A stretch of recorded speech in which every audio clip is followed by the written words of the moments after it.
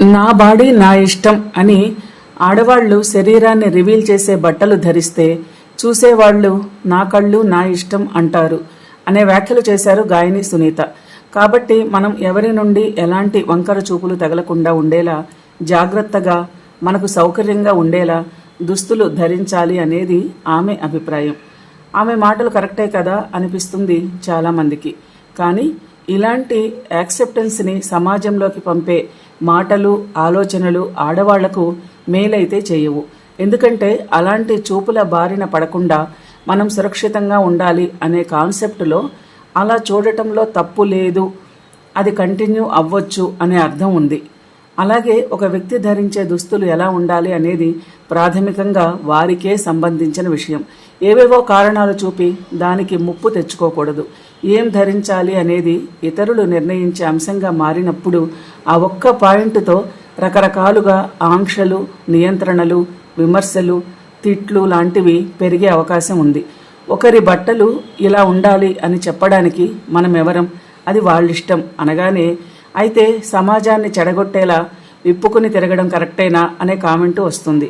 ఇలాంటి అంశాలకు అవును కాదు అనే బ్లాక్ అండ్ వైట్ సమాధానాలు చెప్పుకోకుండా వాటి చుట్టూ అల్లుకుని ఉన్న ఆలోచనలు, సమస్యలను గురించి మరింతగా చర్చించుకోవడం అవసరం. మహిళలు తమకు నచ్చినట్టుగా బట్టలు ధరించవచ్చు. అందులో అభ్యంతరం చెబితే అది వారి వ్యక్తిగత స్వేచ్ఛను హరించినట్టే అవుతుంది. అది 100కి 100 పాళ్ళు నిజం. అయితే దీని వలన వచ్చే పర్యవసానాలను మనం ఆపలేము. అప్పుడప్పుడే టీనేజ్లోకి అడుగుపెడుతున్న మగపిల్లలు శరీరాన్ని రివీల్ చేసే బట్టలు ధరించిన స్త్రీలను ఎలా చూస్తున్నారు?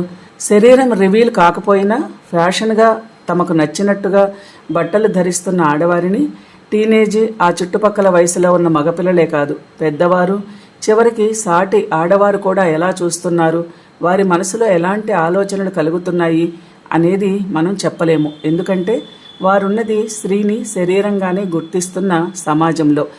ఏం ధరిస్తున్నారు అనేది స్త్రీల వ్యక్తిత్వాన్ని పూర్తిగా నిర్ణయించే అంశం కాదని, తెలివితేటలు, స్కిల్స్, పరిణతి, దయ, సహృదయత, సమాజం పట్ల బాధ్యత లాంటి వాటిని ధరించే దుస్తులు నిర్ణయించలేవని, అన్నింటికంటే ముఖ్యంగా ఒకరి దుస్తుల విషయంలో నిర్ణయాధికారం మరొకరికి ఉండదని ఎంతమంది అర్థం చేసుకుంటారు? అలా అర్థం చేసుకునే స్థితికి మన సమాజం ఇంకా ఎదగలేదన్నది నిజం. మరెలా ఈ పరిస్థితిని ఎలా నివారించగలం? ఎవరికి వారు ఎలాంటి బాధ్యతని తీసుకోవాలి? ఈ దిశగా మన ఆలోచనలు సాగాలి. అంతేకాని వాళ్ళు చూస్తారు, వీళ్ళు చూస్తారు కనుక మనల్ని మనం కాపాడుకుందాం లాంటి ఆలోచనలు ఎలా ఉంటాయంటే, దొంగలున్నారు కనుక తాళాలు మరింత గట్టిగా వేసుకోండి చాలు అని చెప్పినట్టు అవుతుంది.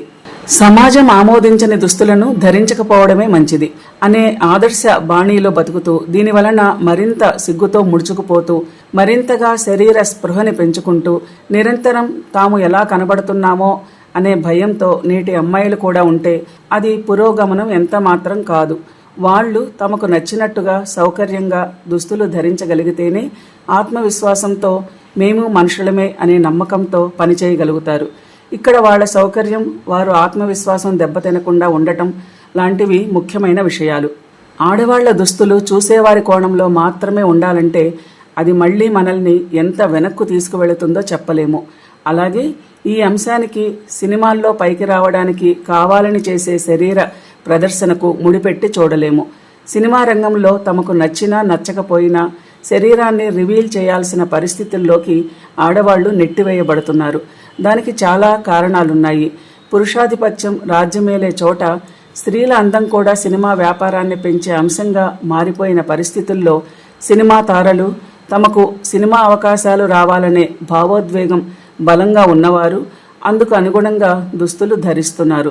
చాలామంది ఏం చేస్తున్నారంటే ఆడవాళ్లు తమకు నచ్చిన దుస్తులు ధరించడం అనే అంశాన్ని దానికి ముడిపెట్టి చూస్తున్నారు. ఒక అమ్మాయి శరీరం నిండుగా దుస్తులతో సినిమాలు చేయాలని అనుకున్నా ఆమెకు నచ్చినట్టుగా ఉండలేదు.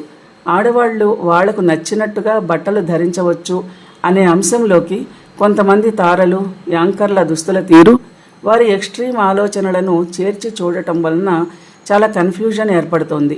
మహిళలు తమకు నచ్చినట్టుగా ఉండటం అంటే తప్పనిసరిగా శరీరం కనిపించేలా దుస్తులు ధరిస్తూ ఇతరులను ఆకర్షించడమే పనిగా పెట్టుకుంటారని కాదు, వాళ్ల కోసం వాళ్ళు బతుకుతున్నారని. గాయని సునీత అన్నట్టుగా నా కళ్ళు నా ఇష్టం అనే వాళ్ళుంటారు అనేది నిజమే అయినా దానిని మహిళలు ఆమోదించటం మాత్రం సరికాదు. నా కళ్ళు నా ఇష్టం అనేది సహజమైతే ఇంకా చాలా విషయాలను మనం సహజమేలే అని అంగీకరించాల్సి వస్తుంది.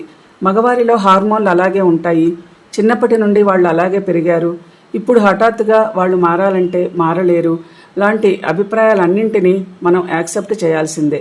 అలాగే అలా యాక్సెప్ట్ చేసిన అంశాలకు అనుగుణంగా ఆడవారు తమని తాము సోకాల్డ్ కాపాడుకోవటం అనే మోడులో బతుకుతూ ఉండాల్సిందే. అయినా శరీరం నిండుగా ప్యాంటు షర్టు వేసుకున్న అమ్మాయిని చూసేవాళ్లు కూడా నా కళ్ళు నా ఇష్టం అనవచ్చు కదా, కనుక ఈ స్లోగన్ కరెక్ట్ అని అనలేము.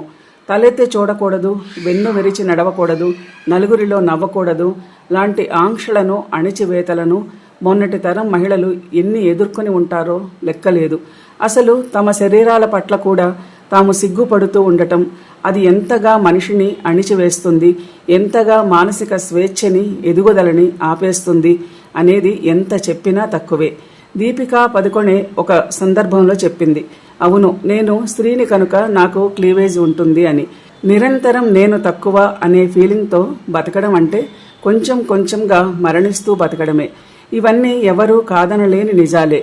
అసలు ఆ స్థాయి నుండి ఇప్పటి వరకు ఇక్కడి వరకు రావడానికి మహిళలు ఎన్ని రకాల హింసలను చూశారు, ఎన్ని ఆటుపోట్లను ఎదుర్కొన్నారు. చివరికి మహిళల చేతే మహిళలను అణిచివేయించే పరిస్థితులు. వీటన్నింటికీ విరుగుడుగా చేసిన ప్రయత్నాలు, వచ్చిన ఉద్యమాలను అయితే విచ్చలవిడిగా బట్టలు విప్పేసి తిరుగుతారా, ఫెమినిజం అంతా ట్రాష్ లాంటి మాటలతో కొట్టిపడేయటం సరికాదు. ఒక విశాల దృక్పథాన్ని తెచ్చేందుకు వచ్చిన ఏ సామాజిక ప్రయత్నమైనా మంచి ఉద్దేశాలతో మొదలవుతుంది. అందులో ఏమీ లేదు, అది పనికిరాదు అనటం కంటే దాన్ని బాగా అధ్యయనం చేసి అందులోని మంచి చెడులను చెప్పడం మంచిది. అప్పుడది మన నెక్స్ట్ జనరేషన్లకి ఉపయోగపడుతుంది. మేము మనుషులమే అనే గుర్తింపు పొందడానికి ఆడవాళ్లు చేసిన ప్రయత్నాలు, ప్రయాణాలు అంత సులువైనవేమీ కాదు. అయితే ఇంత ప్రయాణం చేసిన స్త్రీలకు మేము శరీరాలం అనే స్పృహ తగ్గిందా అంటే అవును అని సమాధానం చెప్పలేము. నిన్నటి తరం, మొన్నటి తరం మహిళలు బయటకు వెళ్ళినప్పుడు పదే పదే బయటని సవరించుకోవడం కనిపించేది. అది విపరీతమైన బాడీ కాన్షియస్నెస్కి గుర్తు. అదిప్పుడు మరొక రకంగా మారి కనబడుతోంది. సోషల్ మీడియాలో కనిపించే సెలబ్రిటీలు చాలామంది బయటని పక్కకి తొలగిస్తూ అది పూర్తిగా కప్పేయకుండా జాగ్రత్త పడుతున్నారు. అప్పుడు ఇప్పుడు ఉన్నది శరీర స్పృహే. అప్పుడు శరీరం కనిపించకూడదని, ఇప్పుడు శరీరం కనిపించాలని. రెండింట్లో ఉన్నది బాడీ కాన్షియస్నెస్సే. ఇతరులు చూడకూడదని లేదా ఇతరులు చూడాలని. ఈ రెండు ఆలోచనల నుండి పుట్టే భయాలు, అభద్రతా భావాలు మన స్వేచ్ఛని మనమే హరించేసుకునేవి అవుతాయి. వీటి చుట్టూ ఉన్న పరిస్థితులను అధ్యయనం చేసి మరింత విపులంగా చర్చించాలి. అంతేకాని గ్లామర్ ప్రపంచంలో స్త్రీ శారీరక అందం కూడా వ్యాపారాన్ని పెంచే అంశంగా మారటం, ఆ ప్రభావం సమాజం మీద ఉండటం లాంటి అంశాలను ఆధారం చేసుకుని మొత్తం మహిళలకు ఉండాల్సిన వ్యక్తిగత హక్కులపైన నెగిటివ్ ప్రచారం చేయడం మంచిది కాదు.